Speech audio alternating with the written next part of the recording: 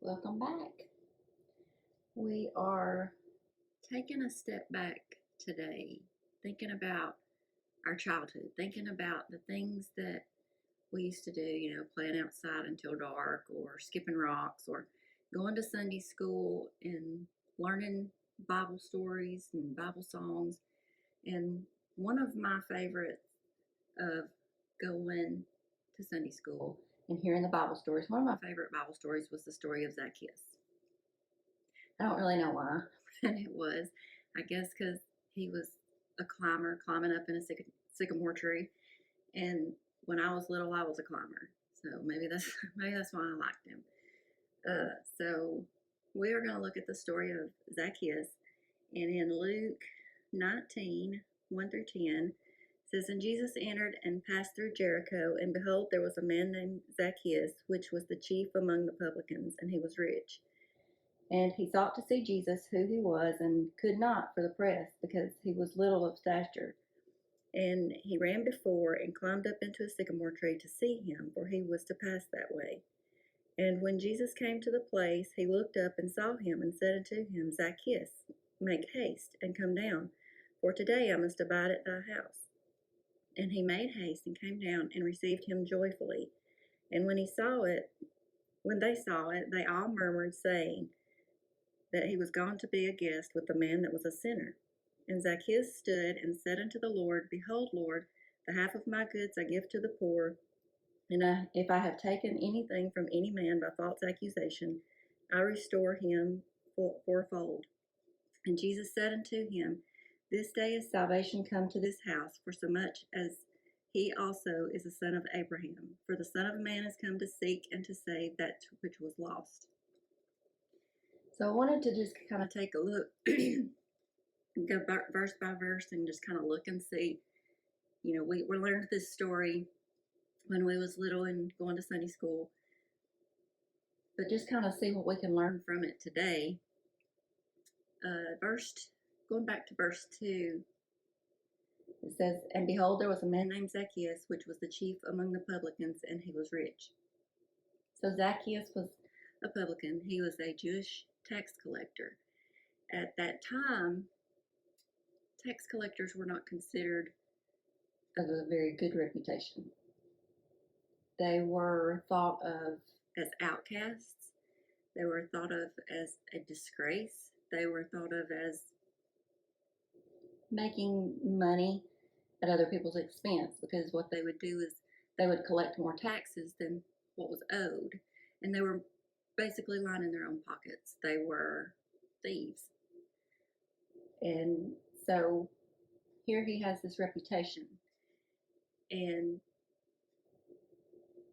as thinking about him and thinking about, the way he treated people and the way that he was living his life. So people looked at him differently and not in a good way. So then in verse 3, it says, "And he sought to see Jesus, who he was, and could not for the press, because he was little of stature." So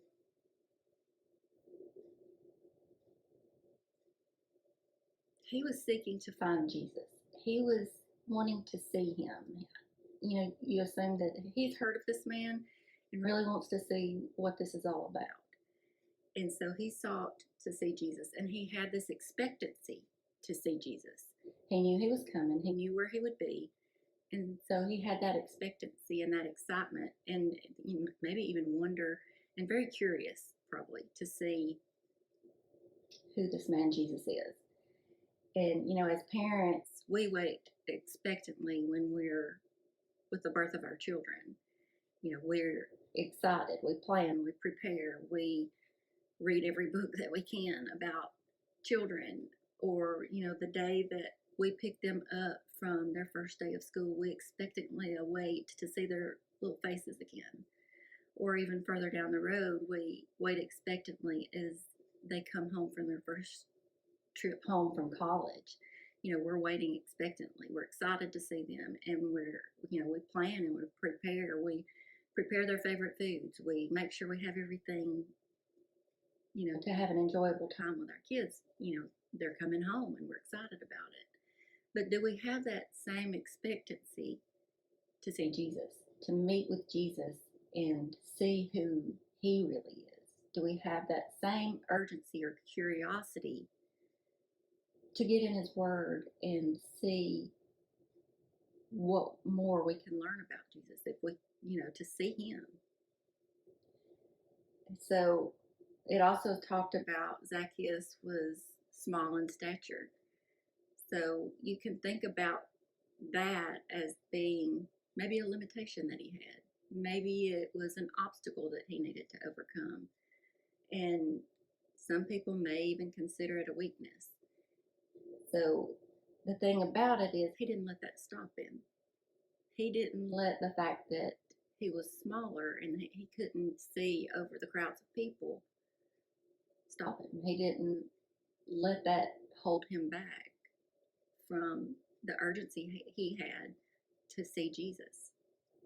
So how many times in our lives have we given up, or, I'm too busy to get in the Word, or I'm too busy to meet with Jesus today, or not even saying it in words that we're too busy, but are we showing it by our actions?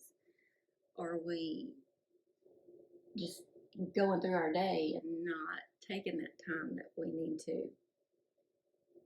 Are we showing it by our actions that, we really don't have time today, God? Kind of scary. So, Justin is one that he had this quote that he used to say. It says, "You'll either make an excuse or you'll make a way."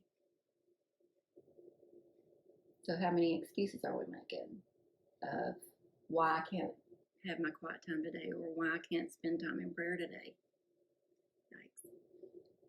Verse 4 says, "And he ran before and climbed up in a sycamore tree to see him, for he was to pass that way." So he was determined. He couldn't see Jesus where he was, so he runs ahead, knowing he's coming that way. And he climbs up in the sycamore tree. He wasn't giving up. He wanted to see Jesus. He was determined. He did not allow his physical limitations or any obstacles get in his way. I thought that was pretty cool. Verse 5 says, "And when Jesus came to the place, he looked up and saw him and said unto him, Zaccheus, make haste and come down, for today I must abide at thy house."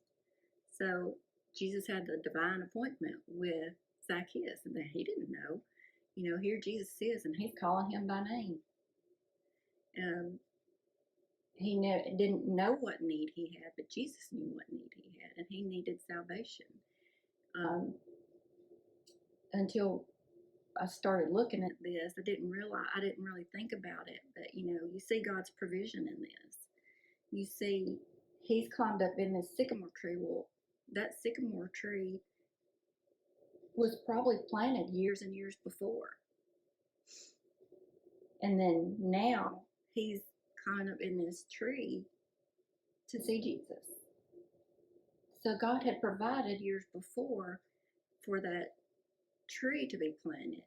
How many people have walked by that tree day in and day out, or sat under that tree for taking a break for a minute, and they didn't recognize the provision that God had for them. And Zaccheus may not have, but you see God's provision clearly when he's presented this tree so that someone like Zaccheus can climb up in the tree. Who knew that that would be something that would be happening with this tree? Well, God did. So, how many times do we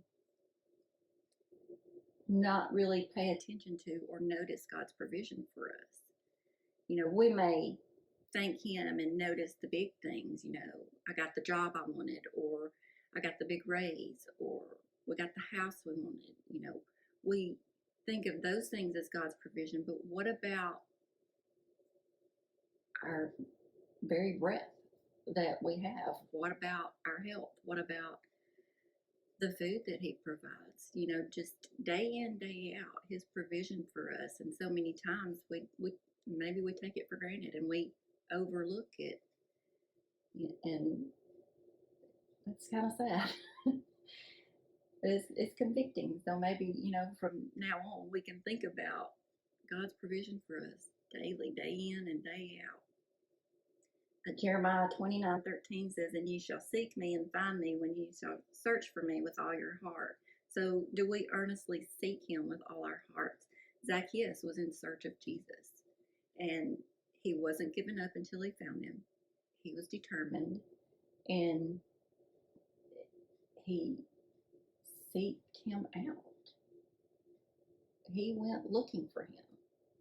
So, how many times do we do that? Do we go looking for Jesus throughout our day? In verse 6 it said, "And he made haste and came down and received him joyfully." So Zacchaeus quickly came down out of that tree. He immediately obeyed what Jesus had asked him to do. We ask our kids, "I need you to clean your room. Go clean your room." And it's drudgery. They're going to put it off. They don't want to do it. How many times does our boss ask us to do something and, I don't want to do that? How many times do we drag our feet? How many times do we put it off till the last minute? But Zacchaeus immediately obeyed and came quickly out of that tree. Verse 7 says, "And when they saw it, they all murmured, saying that he was gone to be a guest with a man that was a sinner." So here they are, they always have something to say. They are pointing fingers at Zacchaeus. He's a sinner. Why would he want to hang out with that outcast? Why would he want to hang out with someone that's a total disgrace to society? Why would he want to hang out with someone with such a reputation? And we do the same things. We point fingers and think that this person is worse than me because, well, I didn't do that, or I didn't kill anybody. But sin is sin.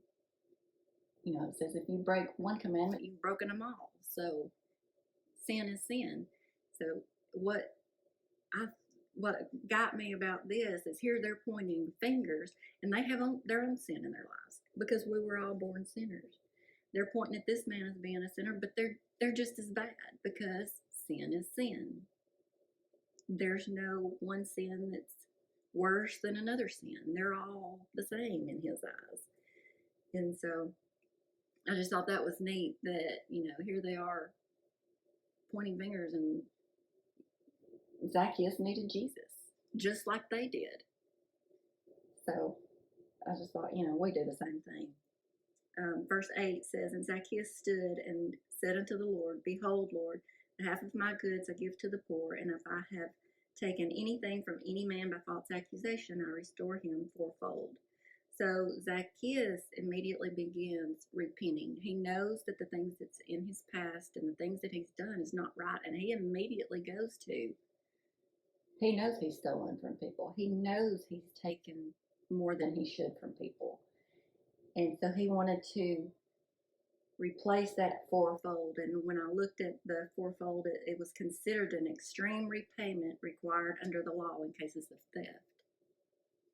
So he immediately knew, this is what I've done, and I've got to make this right because this, I can't live like this anymore. He's willing to turn away from everything that he's ever done and ever done in his life. He wants a new way of life. And so he's beginning, and he's starting right now. He wants to start it right now, and he's excited about that, about starting his new life with Christ. Verse 9 says, "And Jesus said unto him, This day is salvation come to this house, for as much as ye also is a son of Abraham."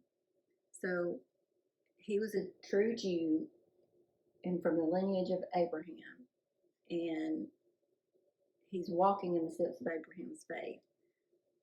So Jewish society had in their minds what this man was, so they excluded him.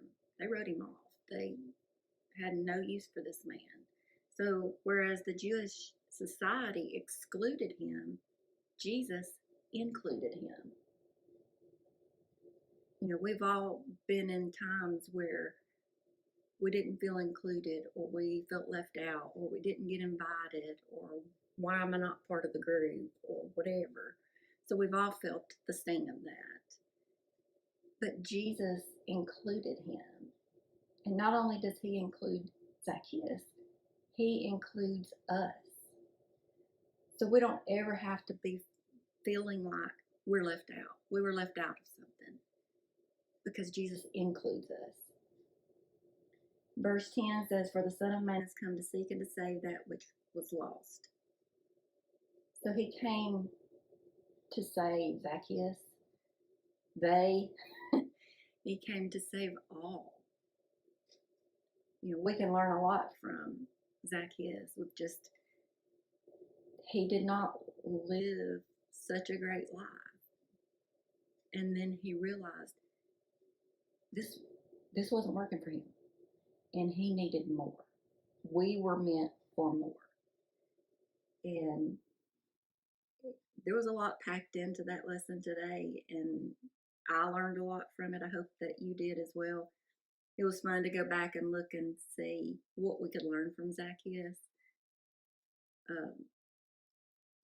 I like his expectancy, his determination, his curiosity, and the way he was seeking to find Jesus.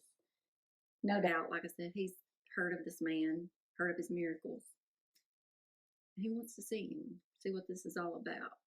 So he, earnestly seeking him, and he didn't let anything hold him back. He didn't let any obstacle stand in his way.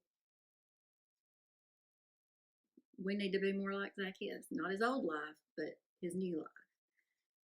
So I pray that you have a great day, and that you take this and maybe just think on it and see, what parts of Zacchaeus' life is in our own lives.